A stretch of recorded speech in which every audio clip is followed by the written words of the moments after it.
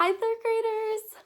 I'm so sad that we don't get to see each other for a while, so I figured a good way for us to stay connected is for us to continue the book that we were reading aloud together before school closed, which was A Boy Called Bat.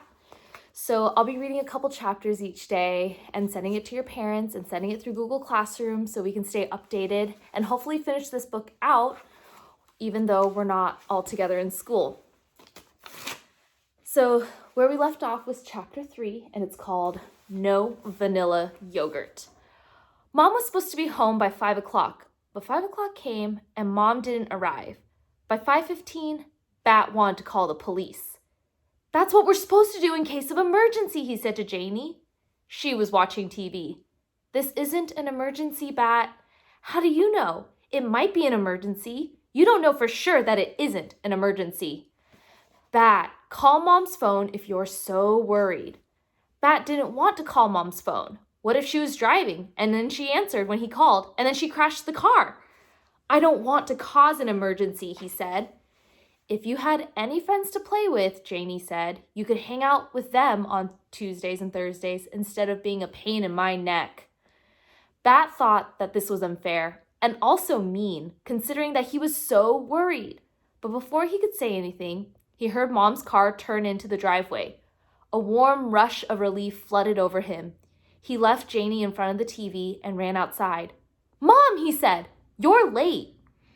"Easy, Bat," Mom said, climbing out of the car. "No need to be angry." Bat wasn't angry. Not really. He was relieved. But instead of explaining this, Bat asked, "Did you go to the grocery store and get more vanilla yogurt?" "I didn't have time," Mom said. That was the last straw. Mom was late and Bat was worried, and now no vanilla yogurt? Bat felt a ball of anger rising up in his chest, hot and hard and loud, wanting to escape through his mouth in a yell. His eyes squinted together and his hands drew up tight against the sides of his body. Mom put her hand on his shoulder and knelt down so she could look right into Bat's eyes. But Bat didn't want to look at her eyes. He didn't want her eyes looking at him. "Calm down, Bat," Mom said in her soothing voice, the one she saved for when Bat was getting really upset. "It's okay. I had a good reason for not going to the grocery store. If you can calm yourself down, I can tell you what it is." Bat didn't care what Mom's reason was. She should have gone to the store. She knew how much he liked vanilla yogurt, and it was her job to buy it for him. Bat didn't have any money or a car. If Mom didn't buy him yogurt, there would be no yogurt. But then Mom said it was because of an animal, a baby animal. Chapter 4. Is it "What kind of animal?" asked Bat. "You'll see," Mom answered. She walked around to the back of the station wagon and opened the door. "Is it a puppy?" Bat asked. "You'll see," Mom answered, taking out a cardboard box with air holes poked into the top. "Is it a kitten?" Bat asked as he followed her to the front door. "You'll see," Mom answered. "Is it a duckling?" Bat asked as he bounced up and down, hands flapping excitedly. "You'll see," Mom answered. "Open the door for me, okay?" Bat pushed open the front door. "Is it a hoglet?"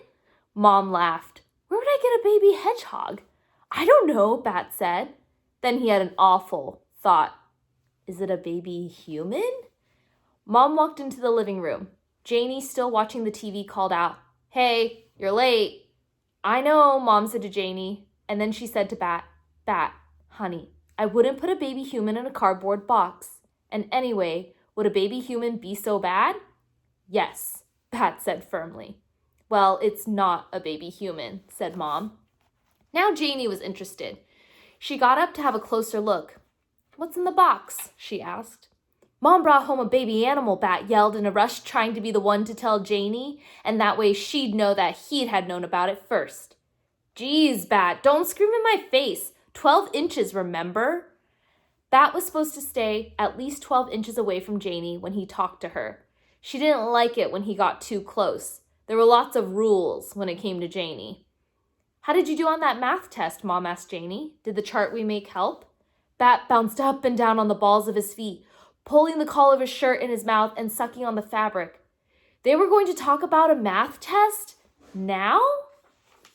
Mom, he groaned. Okay, she said. We can talk about math later. Come on, let's go into the kitchen. There's someone I want you to meet. Chapter 5. A Tiny Pink Nose.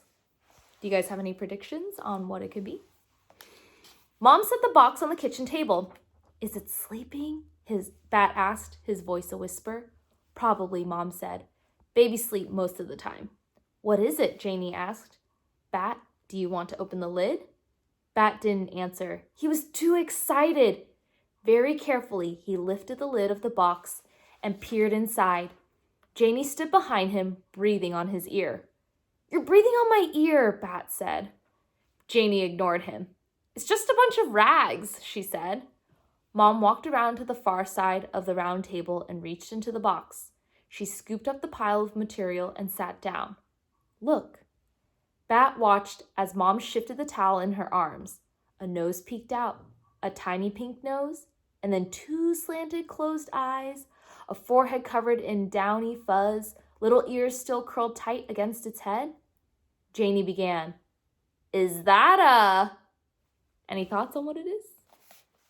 It's a kit, Bat said, enchanted by the tiny creature, wanting so badly to hold it. A baby skunk! Oh, Mom, Janie said, I can't believe you brought home a skunk. I had to, Mom said, rubbing the skunk's little forehead with her thumb. He's an orphan. Oh, breathed Janie. She leaned in closer, blocking Bat's view. How old is he?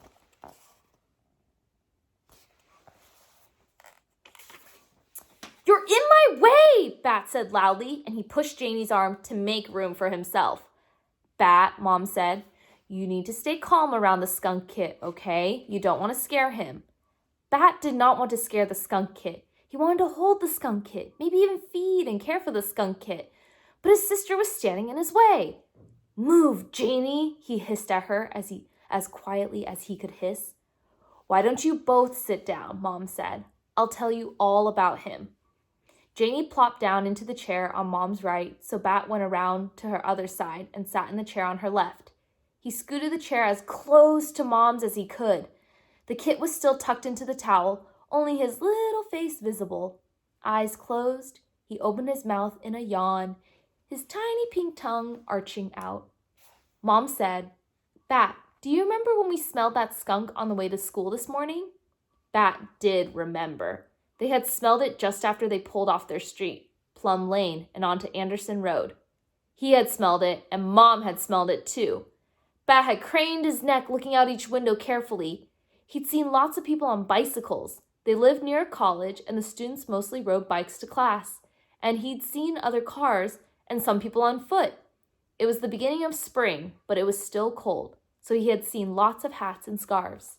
He'd seen an American flag on a flagpole in front of the post office. He'd seen a red bus. He'd seen the sign that read, Welcome to Quincy, a bike-friendly town. But he had not seen a skunk. Bat nodded. I remember, he said. Well, unfortunately, the skunk we smelled but didn't see was a mama skunk. A car hit her, and a couple of college students brought her to my office in the basket of a bike. She was there waiting for me after I dropped you off at school, injured and very pregnant. Is she okay? Janie asked. I wish I could say she is, Mom answered. I wasn't able to save the mother or the other baby kits. Only this one lived. I was able to check the mother for diseases, though, and luckily she wasn't sick, which is a good sign the kit isn't sick either. That's awesome, Bat said. Bat, said Janie, loud and sharp. The kit twitched and shifted, scared by Janie's voice. How can you say it's awesome? The mom died. The other babies died. Bat didn't mean that it was awesome that the other skunks had died. Of course that wasn't awesome. He meant that it was awesome that this kit had lived. But it wasn't worth it to try to explain to Janie what he meant. She usually misunderstood Bat. Most everyone did. Can I? Bat reached out for the kit, wanting so badly to hold him that his fingers twitched. We can't keep him, Mom warned. There's a wild animal rescue center that we can give him to in about a month, but they're too busy to take him just yet, so we can help him get bigger and stronger before we hand him over to the experts. They'll raise him until he's ready to be released into the wild when he's about 5 months old. Then she passed the tiny Kit, wrapped in towels, into Bat's arms. The Kit was so small that Bat couldn't even tell that he was in the towel, except for the tiny face that peeked out. He cradled the bundle in his arms. He felt his face stretch into a wide smile, so wide it made his cheeks sore. We'll go ahead and stop there for now, but we'll continue reading this book together. Bye!